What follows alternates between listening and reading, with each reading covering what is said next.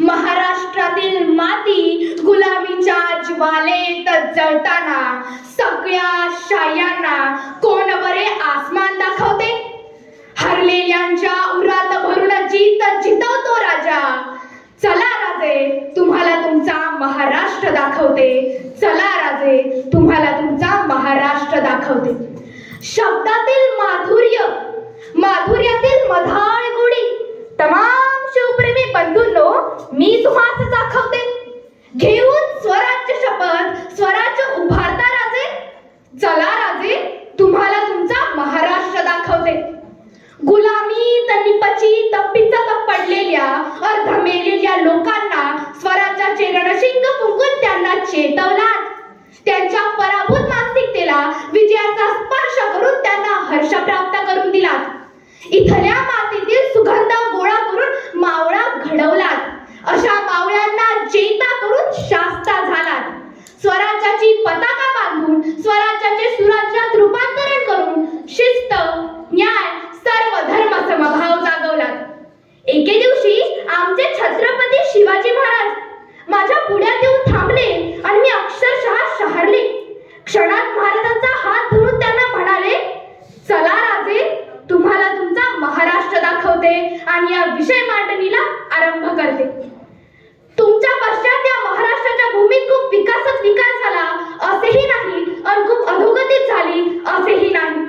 अनेक मजली इमारती उभारल्या, रेल्वे इलेक्ट्रिक वर धावते, आकाशातून विमानाने प्रवास होतोय. हा आमचा विकास झाला राजे. पण भावात भाऊ राहिला नाही, माणसात माणुसकी उरली नाही, भूत दया उरली नाही की वृक्ष प्रेम राहिले नाही.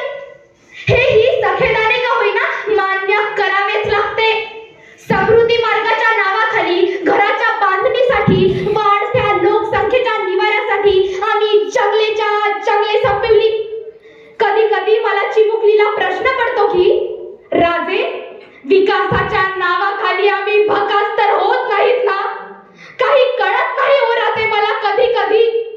राजे, तुमच्यासारखा दृष्टा, तुमच्यागत बुद्धीने श्रेष्ठा, सर्व धर्म समभाव जपणारा, अनव्यवस्थेतील सगळ्यात शेवटच्या माणसाची काळजी घेणारा, तसेच त्यांच्या सुखासाठी राजसत्तेचा उपयोग करणारा राजा अजून तुमच्या नंतर या महाराष्ट्राने बघितला नाही हो राजे. आजवर जवळपास 18 मुख्यमंत्री होऊन गेले. अजून तरी तुम्हाला अपेक्षित असे कोणत्याच मुख्यमंत्र्याने कार्य केले नाही राजे. केवळ तक्रारीचाच पाऊस न पाडता सोबत महाराष्ट्राच्या झालेल्या विकासाची गाथाही उलगडते महाराज मी.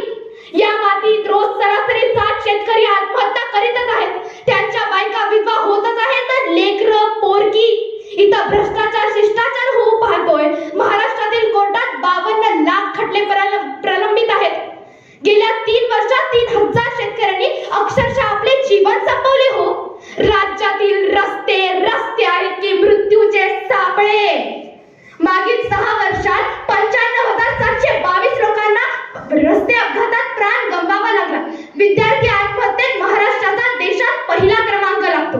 दर डोळी उत्पन्नात राज्य देशात 5व्या नंबरवर आहे. रोज महिलांवरील अत्याचार वाढतच आहेत.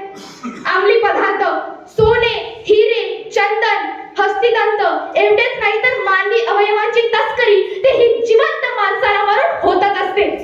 अधिकारी, सत्ताधारी रक्तपिपासू होऊन मढ्यांच्या टाळूवरील लोणी खातच आहेत. गरीबच होतो. शेतकऱ्यांच्या शेतमालाला भाव नाही. बेघरांचे जथ्थेच्या जथ्थे